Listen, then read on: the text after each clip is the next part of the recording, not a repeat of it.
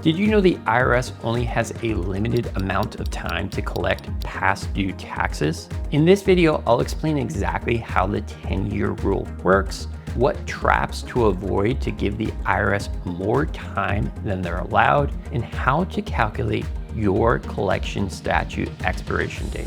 I'm Brad Paladini. I'm a tax attorney with over a decade of experience helping individuals and businesses resolve tax problems so they don't lose everything. So what is the collection statute expiration date, also known as the CSED? This is the date in which the IRS can no longer collect the tax debt from you. It is a 10-year period that starts when the tax is assessed. That generally coincides when you file a tax return. And you have to look at this on a year-by-year basis. So if you owe taxes for multiple years, you will most likely have multiple CSED dates, and they operate independently of each other.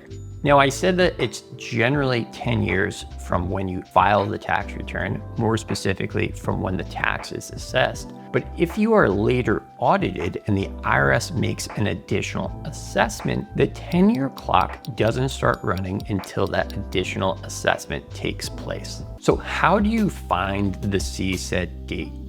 Unfortunately, there's no super easy way to determine it. The easiest way is really to call the IRS and ask them what the CSED date is. Unfortunately, the IRS gets that date wrong more often than not, and you can't always take their word for it. The best way to determine it would be to obtain your IRS account transcript for the individual year or years that you owe for. That transcript will show the assessment date. In addition, you will have to manually calculate anything that has told the statute of limitations. So we've talked about the statute of limitations being 10 years, and it's essentially a clock that's running. But there are various things that can pause that clock and can also add to the 10-year period. So let's cover a few of the most common ones. First, if you file an offer in compromise, the statute of limitations is paused, the clock is not ticking for the entire time that the offer is pending. Offers can take a really long time. It's not uncommon to last between 6 to 18 months. And so the entire time that the offer is pending, that clock is not ticking. Another common item that tolls the statute of limitations is bankruptcy. So if you were to file bankruptcy, the clock is paused for the entire time that you are in bankruptcy, plus the IRS gets an extra 6 months. And finally, the entire time that you are in pending installment agreement status, the statute is tolled, the clock is not ticking. Now I want to clarify that this is only pending installment agreement status. The clock is not stopped for the entire time that you're on a payment plan with the IRS. It's really just the time that you are working to set it up. So when you make a formal request for a payment plan, between that time and when it's actually input. Unfortunately, the IRS doesn't always input it correctly, and we've had multiple cases over the years where the transcripts showed they were in pending installment agreement status for 1 to 3 years, which we just knew was not true. One more item that tolls the statute of limitations would be filing a collection due process request. So we have a bunch of other videos on the LT11, the CP90, and the letter 1058, which are all the IRS's final notices of intent to levy. Once you receive that notice, you have 30 days to file a collection due process request. If you decide to do that, the statute is tolled, the clock is paused for the entire time that that appeal is pending. That too can take quite a while, 6 to 9 months for that to get resolved, if not longer, depending on the complexity of your situation. So again, unfortunately, there's no easy way to find the CSED. You can try calling the IRS and getting that information from them, but really you need to obtain your account transcript and do some math to figure out when the period ends. What happens when the 10 years expire? Ideally, nothing happens, right? So once the 10 years expire, you are no longer liable for that debt. Of course, there are always some exceptions or caveats that you should be aware of. If the IRS has filed a lien against your property, prior to the expiration of the CSED, the IRS could foreclose on that lien.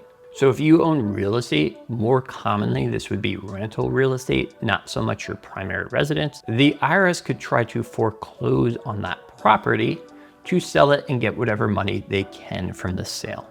The other option the IRS has is to sue you in federal district court and to get a judgment against you. The IRS could then collect on that judgment. Now, these are not common scenarios. The IRS generally only pursues these when the taxpayer's conduct is more egregious. So perhaps they are very wealthy individuals who have been ducking and diving the IRS for 8 or 9 years. Not so much for taxpayers who have established maybe a partial payment plan or have been on currently non-collectible status and simply can't repay the debt. But those are options that are available in the IRS's arsenal that you should be aware of.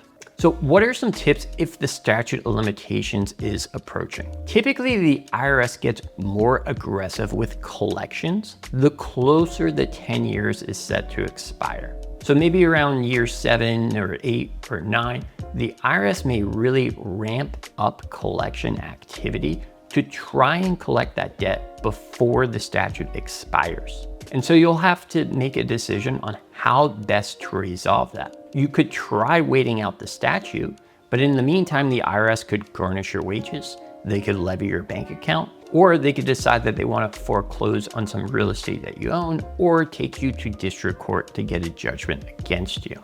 Better options might be setting up something like a partial pay installment agreement where you'll never repay the debt within the 2 or 3 years that remain. But once you set up a partial pay installment agreement, the IRS will no longer pursue those other collection actions like a wage levy or a bank levy. You could also try to establish currently non-collectible status, which is like a payment plan, but you're not required to make any monthly payments. There's a double-edged sword about filing an offer in compromise late in the game. On the one hand, since the debt is close to expiring, it's a little bit easier to settle the debt with the IRS because they know they only have a limited amount of time to get the remaining balance. The downside is that the offer in compromise does toll the statute of limitations, so the entire time that process is ongoing, that clock is not ticking. So you really need to make a strategic decision on whether an offer in compromise is the best route for you to pursue. Another important aspect of this is to stop accruing debt in the future. We talked earlier about how the statute of limitations, the CSED, is a year-by-year basis. If you keep filing and owing every year, you're just pushing this 10 years into the future every time you do that. The past is the past. You can work to resolve that, but you really want to draw that line in the sand and make sure that you're not owing year after year after year. You want a finish line in sight. If you're unsure of when your IRS debt expires, we can certainly help you determine that.